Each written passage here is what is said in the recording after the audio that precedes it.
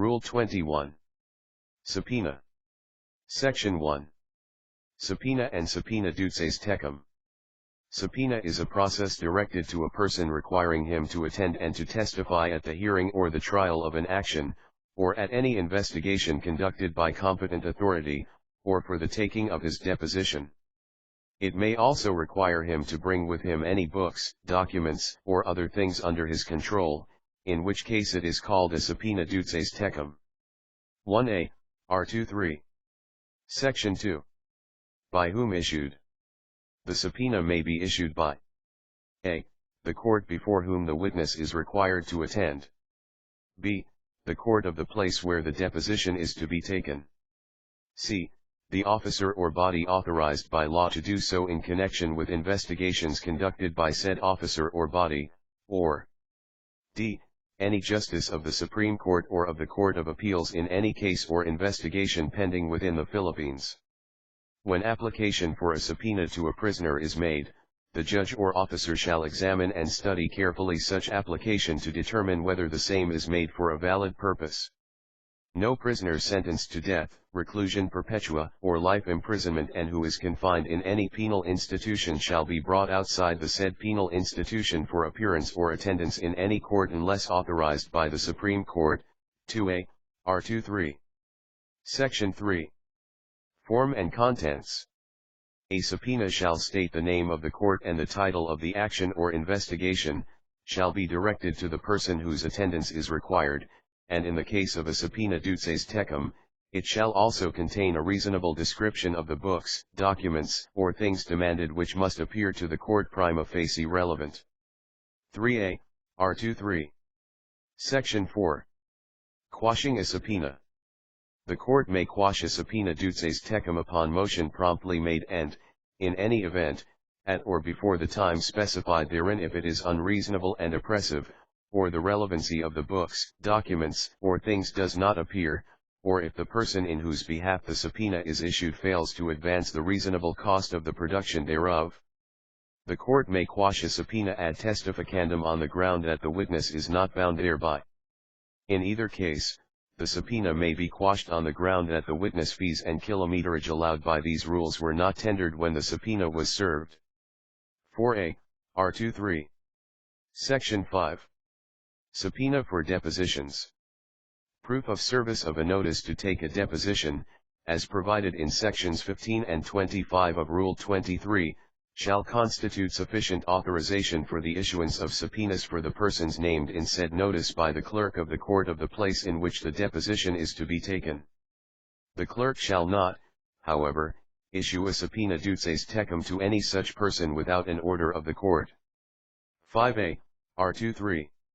Section 6. Service. Service of a subpoena shall be made in the same manner as personal or substituted service of summons. The original shall be exhibited and a copy thereof delivered to the person on whom it is served, tendering to him the fees for 1 day's attendance and the kilometerage allowed by these rules, except that, when a subpoena is issued by or on behalf of the Republic of the Philippines or an officer or agency thereof, the tender need not be made. The service must be made so as to allow the witness a reasonable time for preparation and travel to the place of attendance. If the subpoena is duces tecum, the reasonable cost of producing the books, documents, or things demanded shall also be tendered. 6a, R23. Section 7. Personal appearance in court. A person present in court before a judicial officer may be required to testify as if he were in attendance upon a subpoena issued by such court or officer. 10, R23. Section 8. Compelling attendance. In case of failure of a witness to attend, the court or judge issuing the subpoena, upon proof of the service thereof and of the failure of the witness, may issue a warrant to the sheriff of the province, or his deputy, to arrest the witness and bring him before the court or officer where his attendance is required, and the cost of such warrant and seizure of such witness shall be paid by the witness if the court issuing it shall determine that his failure to answer the subpoena was willful and without just excuse. 11, R23. Section 9. Contempt. Failure by any person without adequate cause to obey a subpoena served upon him shall be deemed a contempt of the court from which the subpoena is issued.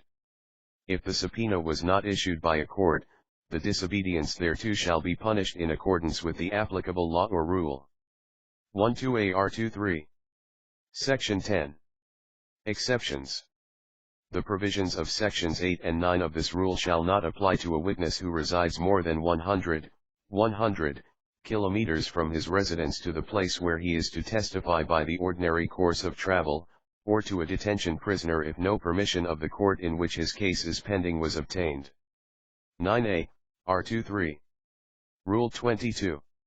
Computation of time. Section 1. How to compute time.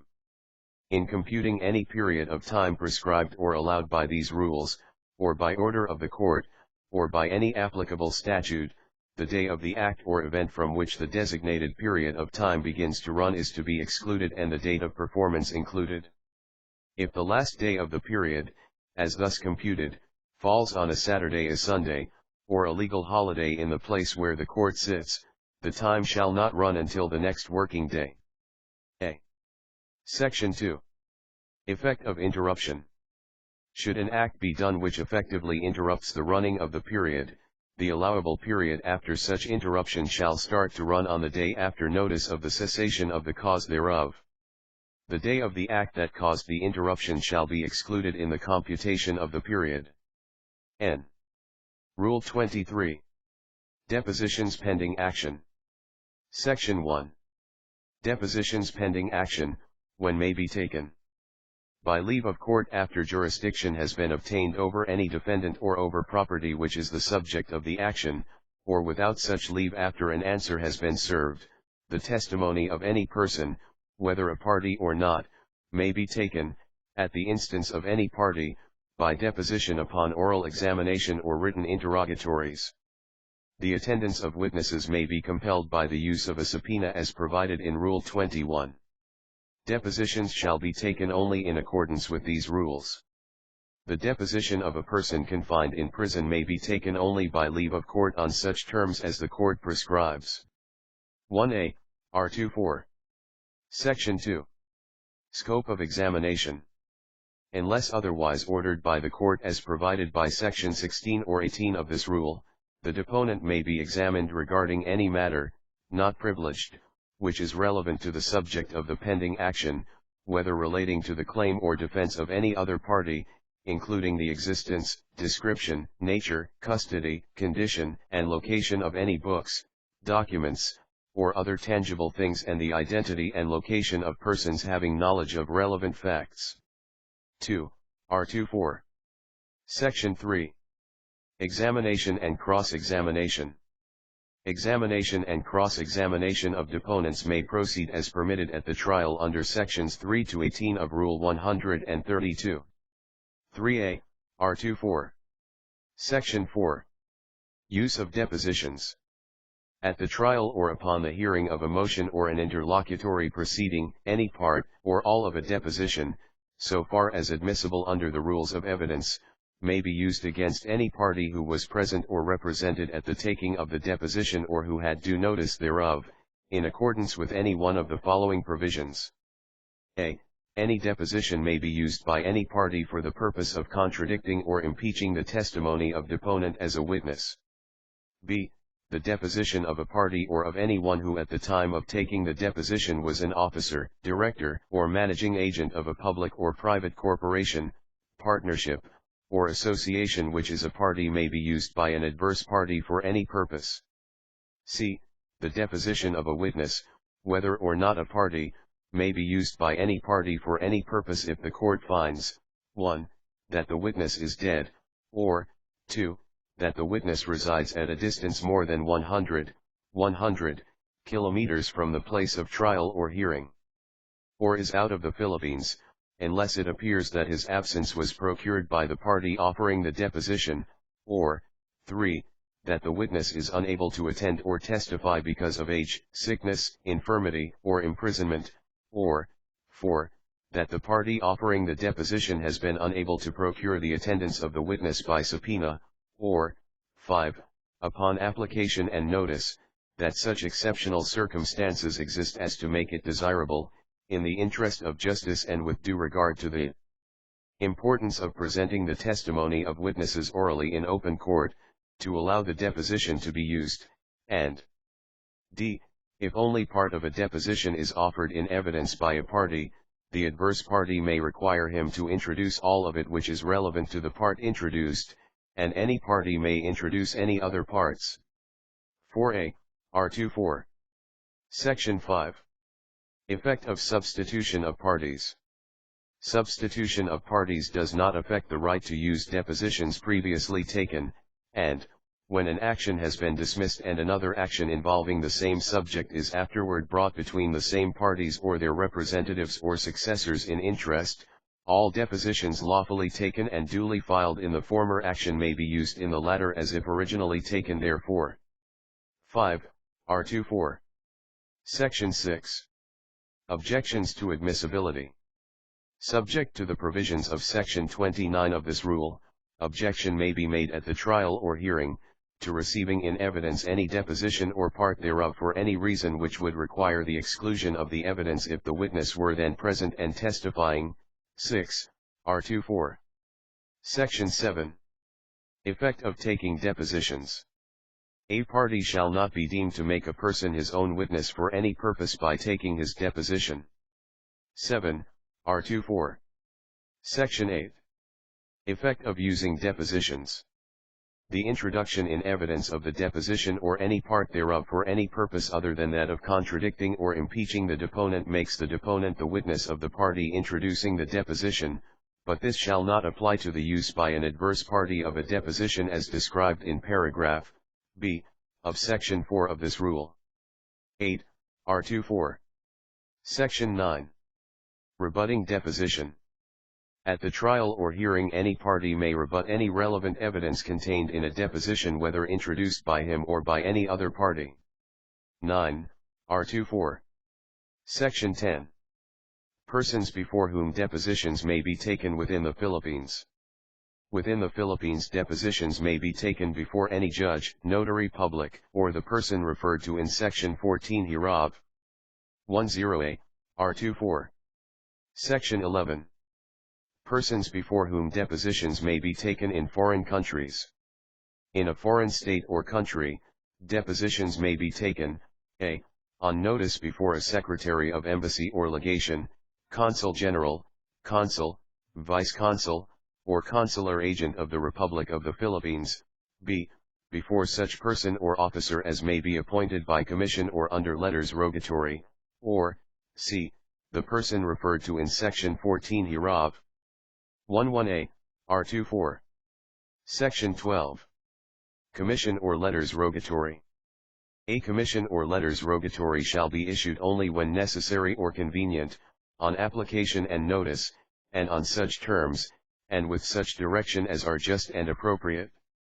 Officers may be designated in notices or commissions either by name or descriptive title, and letters rogatory may be addressed to the appropriate judicial authority in the foreign country. 12a, R24. Section 13. Disqualification by interest. No deposition shall be taken before a person who is a relative within the 6th degree of consanguinity or affinity, or employee or counsel of any of the parties, or who is a relative within the same degree, or employee of such counsel, or who is financially interested in the action. 13a, R24. Section 14. Stipulations regarding taking of depositions. If the parties so stipulate in writing, depositions may be taken before any person authorized to administer oaths, at any time or place, in accordance with these rules, and when so taken may be used like other depositions. 14a, R24. Section 15. Deposition upon oral examination, notice, time and place. A party desiring to take the deposition of any person upon oral examination shall give reasonable notice in writing, to every other party to the action. The notice shall state the time and place for taking the deposition and the name and address of each person to be examined, if known, and if the name is not known, a general description sufficient to identify him or the particular class or group to which he belongs. On motion of any party upon whom the notice is served, the court may for cause shown enlarge or shorten the time. 15, R24. Section 16. Orders for the protection of parties and deponents. After notice is served for taking a deposition by oral examination, upon motion seasonably made by any party or by the person to be examined and for good cause shown, the court in which the action is pending may make an order that the deposition shall not be taken, or that it may be taken only at some designated place other than that stated in the notice, or that it may be taken only on written interrogatories, or that certain matters shall not be inquired into, or that the scope of the examination shall be held with no one present except the parties to the action and their officers or counsel, or that after being sealed the deposition shall be opened only by order of the court, or that secret processes, developments, or research need not be disclosed, or that the parties shall simultaneously file specified documents or information enclosed in sealed envelopes to be opened as directed by the court, or the court may make any other order which justice requires to protect the party or witness from annoyance, embarrassment, or oppression. 16a, R24. Section 17. Record of examination, oath, objections. The officer before whom the deposition is to be taken shall put the witness on oath and shall personally, or by someone acting under his direction and in his presence, record the testimony of the witness. The testimony shall be taken stenographically unless the parties agree otherwise. All objections made at the time of the examination to the qualifications of the officer taking the deposition, or to the manner of talking it, or to the evidence presented, or to the conduct of any party, and any other objection to the proceedings, shall be noted by the officer upon the deposition. Evidence objected to shall be taken subject to the objections. In lieu of participating in the oral examination, parties served with notice of taking a deposition may transmit written interrogatories to the officers, who shall propound them to the witness and record the answers verbatim. 17, R24. Section 18. Motion to terminate or limit examination. At any time during the taking of the deposition, on motion or petition of any party or of the deponent, and upon a showing that the examination is being conducted in bad faith or in such manner as unreasonably to annoy, embarrass, or oppress the deponent or party, the court in which the action is pending or the regional trial court of the place where the deposition is being taken may order the officer conducting the examination to cease forthwith from taking the deposition, or may limit the scope and manner of the taking of the deposition, as provided in Section 16 of this rule. If the order made terminates the examination, it shall be resumed thereafter only upon the order of the court in which the action is pending. Upon demand of the objecting party or deponent, the taking of the deposition shall be suspended for the time necessary to make a notice for an order. In granting or refusing such order, the court may impose upon either party or upon the witness the requirement to pay such costs or expenses as the court may deem reasonable. 18a, R24. Section 19. Submission to witness, changes, signing. When the testimony is fully transcribed, the deposition shall be submitted to the witness for examination and shall be read to or by him, unless such examination and reading are waived by the witness and by the parties. Any changes in form or substance which the witness desires to make shall be entered upon the deposition by the officer with a statement of the reasons given by the witness for making them. The deposition shall then be signed by the witness, unless the parties by stipulation waive the signing or the witness is ill or cannot be found or refuses to sign.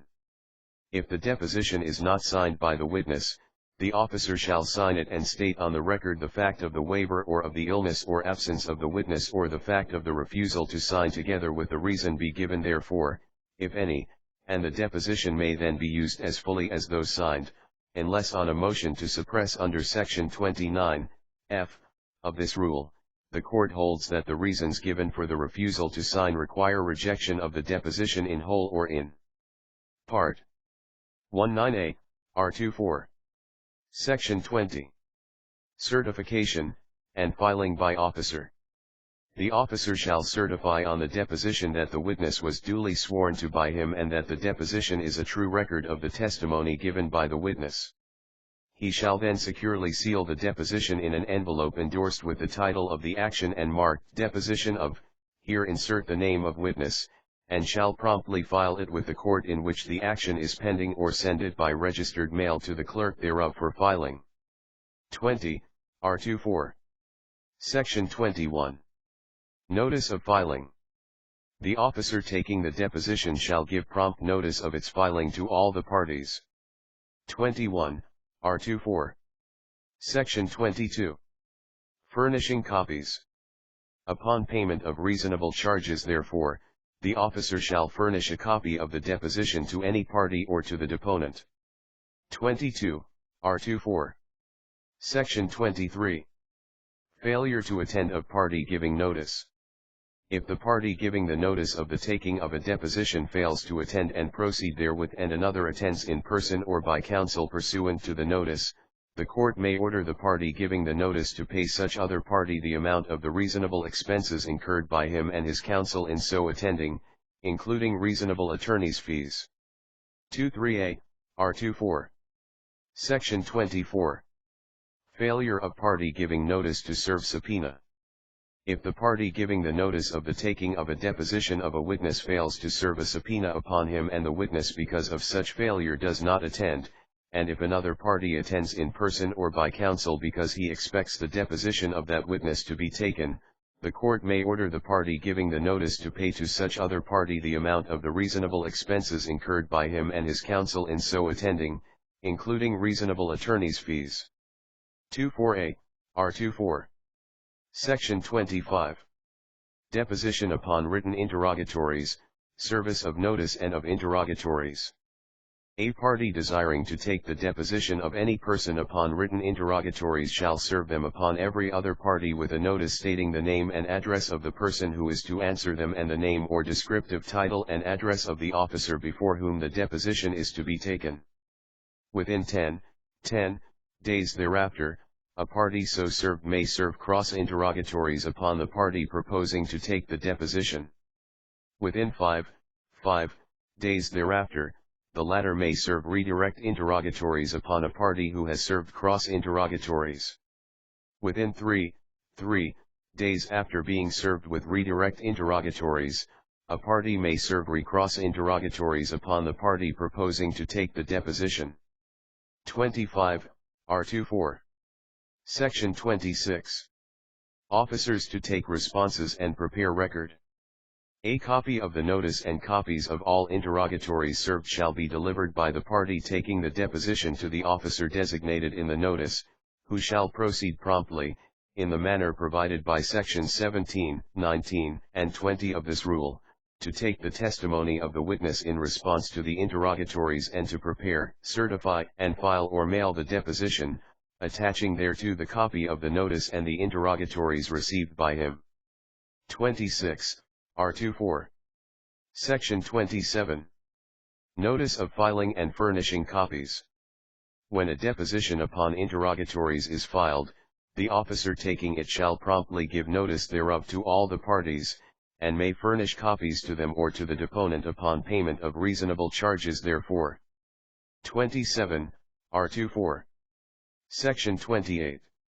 Order for the protection of parties and deponents.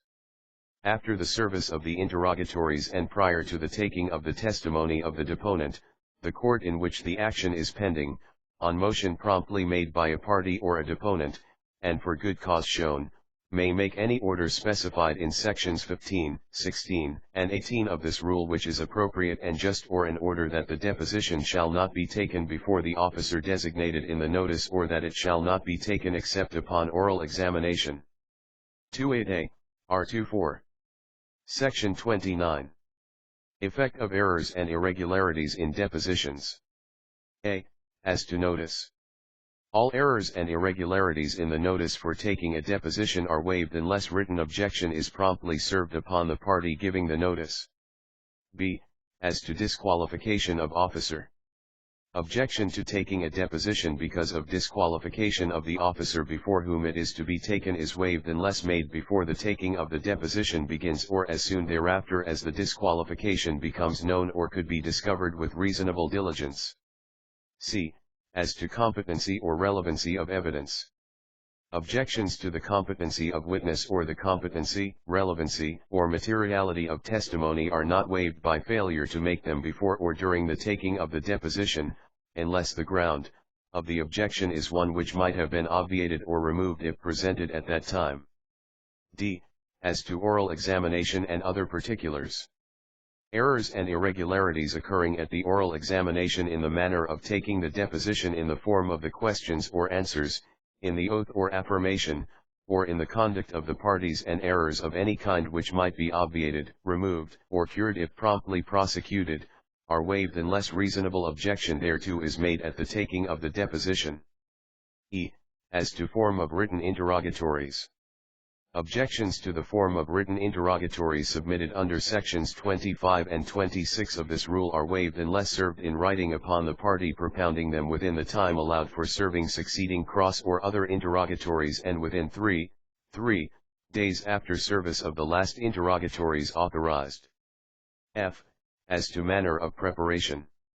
Errors and irregularities in the manner in which the testimony is transcribed or the deposition is prepared, signed, certified, sealed, endorsed, transmitted, filed, or otherwise dealt with by the officer under sections 17, 19, 20 and 26 of this rule are waived unless a motion to suppress the deposition or some part thereof is made with reasonable promptness after such defect is, or with due diligence might have been, ascertained. 29a. R24. Rule 24. Depositions before action or pending appeal. Section 1. Depositions before action, petition. A person who desires to perpetuate his own testimony or that of another person regarding any matter that may be cognizable in any court of the Philippines may file a verified petition in the court of the place of the residence of any expected adverse party. 1A R134. Section 2. Contents of petition. The petition shall be entitled in the name of the petitioner and shall show, a. that the petitioner expects to be a party to an action in a court of the Philippines but is presently unable to bring it or cause it to be brought, b. the subject matter of the expected action and his interest therein, c.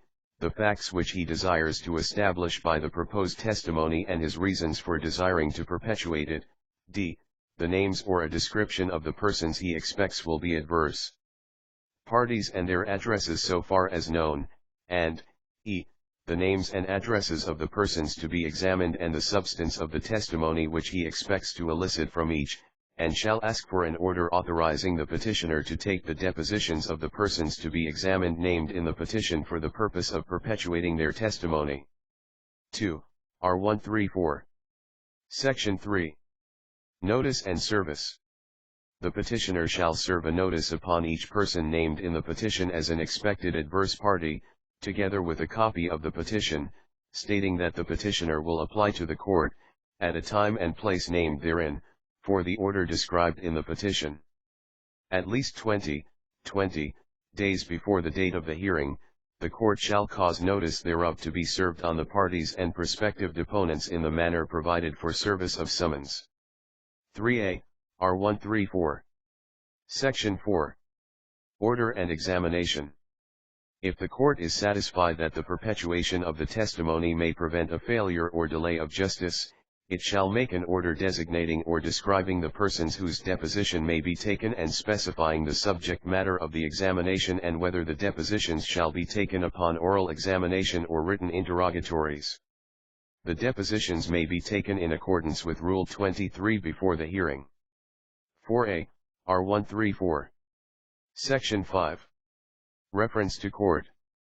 For the purpose of applying Rule 23 to depositions for perpetuating testimony, each reference therein to the court in which the action is pending shall be deemed to refer to the court in which the petition for such deposition was filed.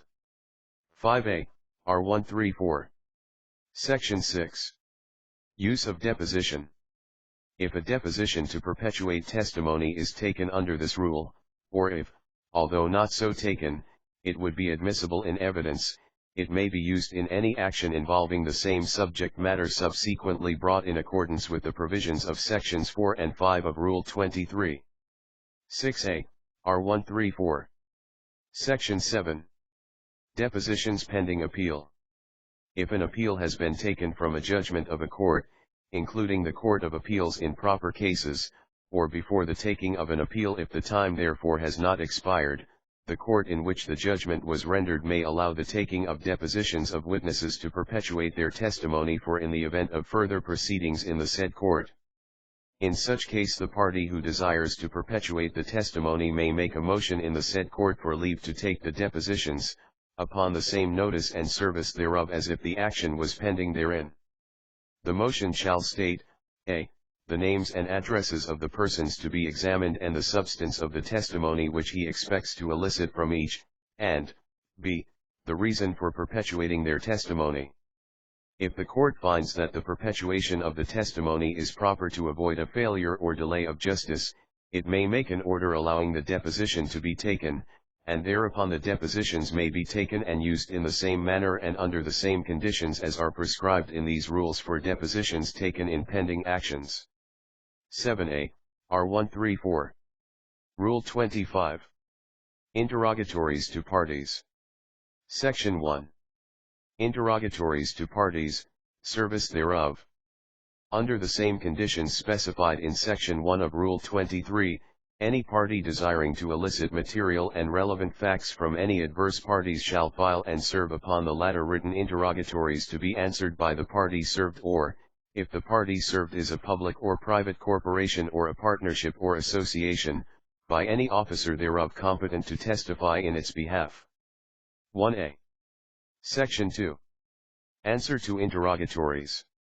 The interrogatories shall be answered fully in writing and shall be signed and sworn to by the person making them. The party upon whom the interrogatories have been served shall file and serve a copy of the answers on the party submitting the interrogatories within 15 days after service thereof unless the court on motion and for good cause shown, extends or shortens the time. 2a. Section 3. Objections to interrogatories. Objections to any interrogatories may be presented to the court within 10 days after service thereof, with notice as in case of a motion, and answers shall be deferred until the objections are resolved, which shall be at as early a time as is practicable. 3a. Section 4. Number of interrogatories. No party may, without leave of court, serve more than one set of interrogatories to be answered by the same party. 4. Section 5. Scope and use of interrogatories. Interrogatories may relate to any matters that can be inquired into under Section 2 of Rule 23, and the answers may be used for the same purposes provided in Section 4 of the same rule. 5a. Section 6. Effect of failure to serve written interrogatories. Unless thereafter allowed by the court for good cause shown and to prevent a failure of justice, a party not served with written interrogatories may not be compelled by the adverse party to give testimony in open court, or to give a deposition pending appeal. N. Rule 26. Admission by adverse party. Section 1. Request for admission. At any time after issues have been joined, a party may file and serve upon any other party may file and serve upon any other party a written request for the admission by the latter of the genuineness of any material and relevant document described in and exhibited with the request or of the truth of any material and relevant matter of fact set forth in the request. Copies of the documents shall be delivered with the request unless copy have already been furnished. 1a. Section 2. Implied admission. Each of the matters of which an admission is requested shall be deemed admitted unless, within a period designated in the request, which shall not be less than 15 days after service thereof, or within such further time as the court may allow on motion, the party to whom the request is directed files and serves upon the party requesting the admission a sworn statement either denying specifically the matters of which an admission is requested or setting forth in detail the reasons why he cannot truthfully either admit or deny those matters. Objections to any request for admission shall be submitted to the court by the party requested within the period for and prior to the filing of his sworn statement as contemplated in the preceding paragraph, and his compliance therewith shall be deferred until such objections are resolved, which resolution shall be made as early as practicable. 2a. Section 3. Effect of admission. Any admission made by a party pursuant to such request is for the purpose of the pending action only and shall not constitute an admission by him for any other purpose, nor may the same be used against him in any other proceeding. 3. Section 4. Withdrawal. The court may allow the party making an admission under the rule, whether express or implied, to withdraw or amend it upon such terms as may be just. 4. Section 5. Effect of failure to file and serve request for admission. Unless otherwise allowed by the court for good cause shown and to prevent a failure of justice, a party who fails to file and serve a request for admission on the adverse party of material and relevant facts at issue which are, or ought to be, within the personal knowledge of the latter, shall not be permitted to present evidence on such facts. N. Rule 27. Production or inspection of documents or things. Section 1. Motion for production or inspection, order. Upon motion of any party showing good cause therefor, the court in which an action is pending may, a. Order any party to produce and permit the inspection and copying or photographing, by or on behalf of the moving party, of any designated documents, papers, books, accounts, letters, photographs, objects, or tangible things, not privileged, which constitute or contain evidence material to any matter involved in the action and which are in his possession, custody, or control, or, b. Order any party to permit entry upon designated land or other property in his possession or control for the purpose of inspecting, measuring, surveying, or photographing the property or any designated relevant object or operation thereon. The order shall specify the time, place, and manner of making the inspection and taking copies and photographs, and may prescribe such terms and conditions as are just. 1a. Rule 28. Physical and mental examination of persons. Section 1. When examination may be ordered. In an action in which the mental or physical condition of a party is in controversy, the court in which the action is pending may in its discretion order him to submit to a physical or mental examination by a physician. 1. Section 2. Order for examination. The order for examination may be made only on motion for good cause shown and upon notice to the party to be examined and to all other parties, and shall specify the time, place, manner, conditions, and scope of the examination and the person or persons by whom it is to be made. 2. Section 3. Report of findings. If requested by the party examined, the party causing the examination to be made shall deliver to him a copy of a detailed written report of the examining physician setting out his findings and conclusions. After such request and delivery, the party causing the examination to be made shall be entitled upon request to receive from the party examined a like report of any examination, previously or thereafter made, of the same mental or physical condition. If the party examined refuses to deliver such report, the court on motion and notice may make an order requiring delivery on such terms as are just, and if a physician fails or refuses to make such a report, the court may exclude his testimony if offered at the trial. 3a. Section 4. Waiver of privilege. By requesting and obtaining a report of the examination so ordered or by taking the deposition of the examiner, the party examined waives any privilege he may have in that action or any other involving the same controversy, regarding the testimony of every other person who has examined or may thereafter examine him in respect of the same mental or physical examination. 4. Rule 29. Refusal to comply with modes of discovery. Section 1. Refusal to answer. If a party or other deponent refuses to answer any question upon oral examination, the examination may be completed on other matters or adjourned as the proponent of the question may prefer. The proponent may thereafter apply to the proper court of the place where the deposition is being taken, for an order to compel an answer. The same procedure may be availed of when a party or a witness refuses to answer any interrogatory submitted under Rules 23 or 25. If the application is granted, the court shall require the refusing party or deponent to answer the question or interrogatory, and if it also finds that the refusal to answer was without substantial justification, it may require the refusing party or deponent or the counsel advising the refusal, or both of them, to pay the proponent the amount of the reasonable expenses incurred in obtaining the order, including attorney's fees. If the application is denied and the court finds that it was filed without substantial justification, the court may require the proponent or the counsel advising the filing of the application, or both of them, to pay to the refusing party or deponent the amount of the reasonable expenses incurred in opposing the application, including attorney's fees. 1a. Section 2. Contempt of court. If a party or other witness refuses to be sworn or refuses to answer any question after being directed to do so by the court of the place in which the deposition is being taken, the refusal may be considered a contempt of that court. 2a. Section 3. Other consequences.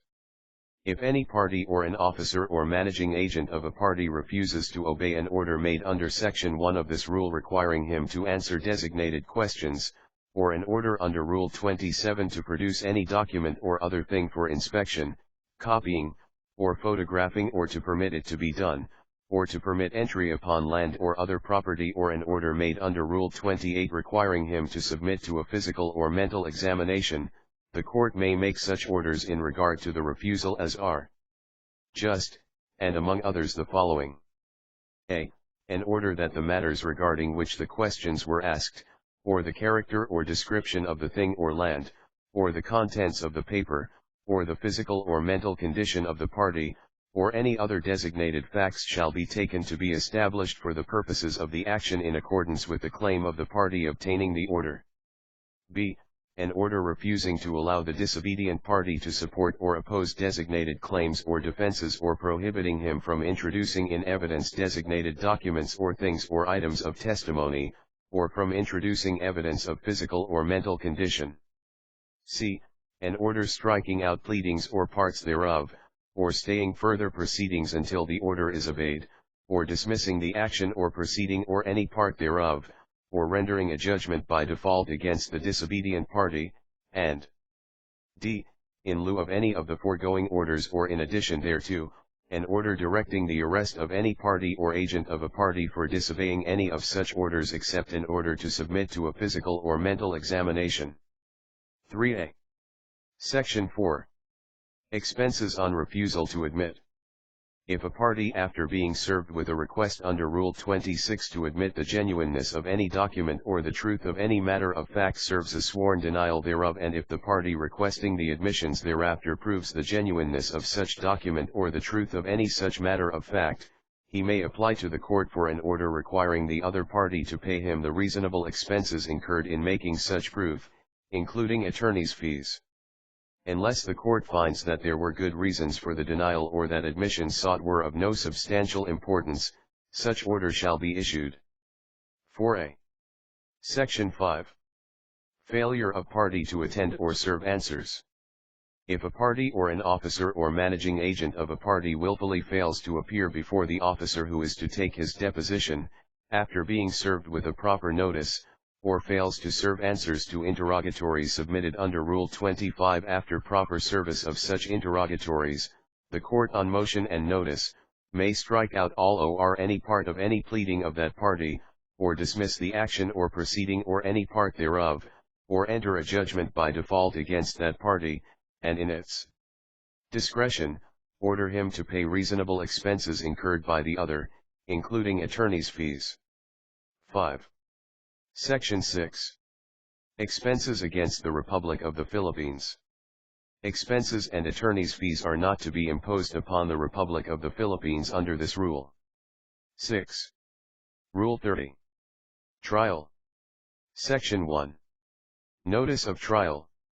Upon entry of a case in the trial calendar, the clerk shall notify the parties of the date of its trial in such manner as shall ensure his receipt of that notice at least 5 days before such date.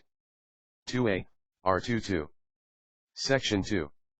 Adjournments and postponements.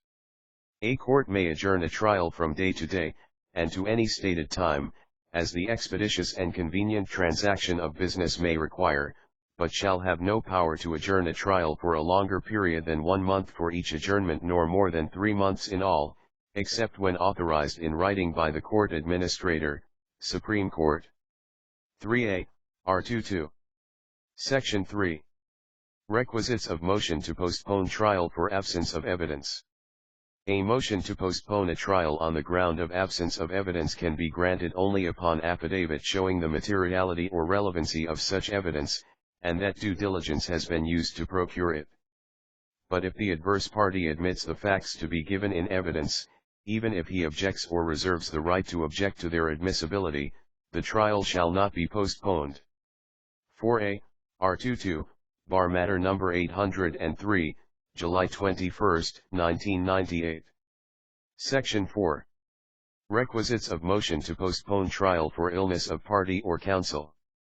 A motion to postpone a trial on the ground of illness of a party or counsel may be granted if it appears upon affidavit or sworn certification that the presence of such party or counsel at the trial is indispensable and that the character of his illness is such as to render his non-attendance excusable.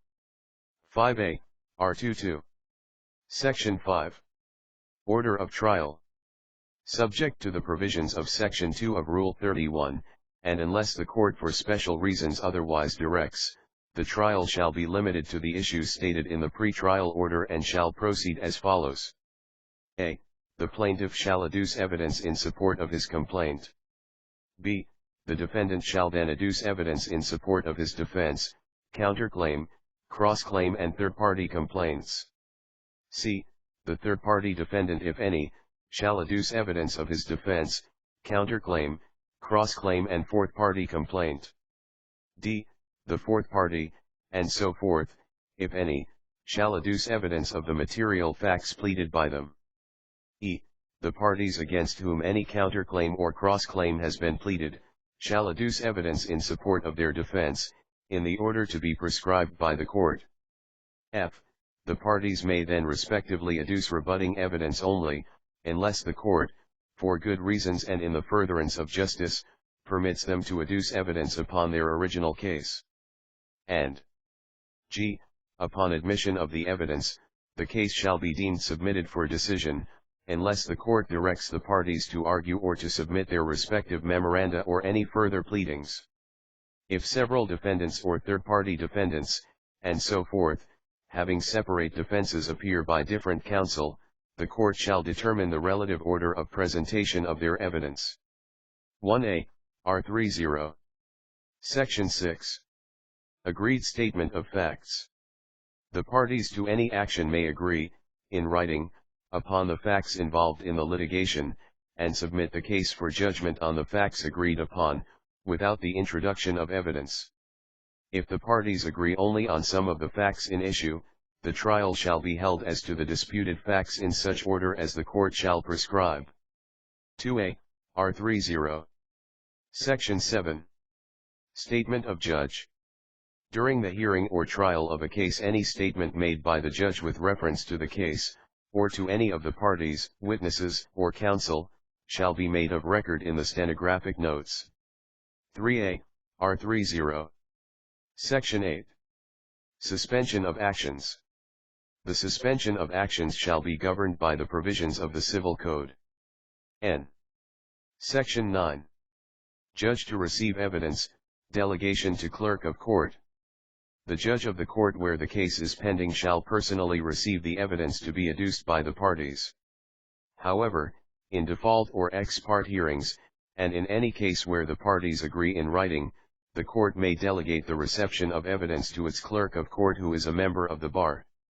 The clerk of court shall have no power to rule on objections to any question or to the admission of exhibits, which objections shall be resolved by the court upon submission of his report and the transcripts within 10 days from termination of the hearing.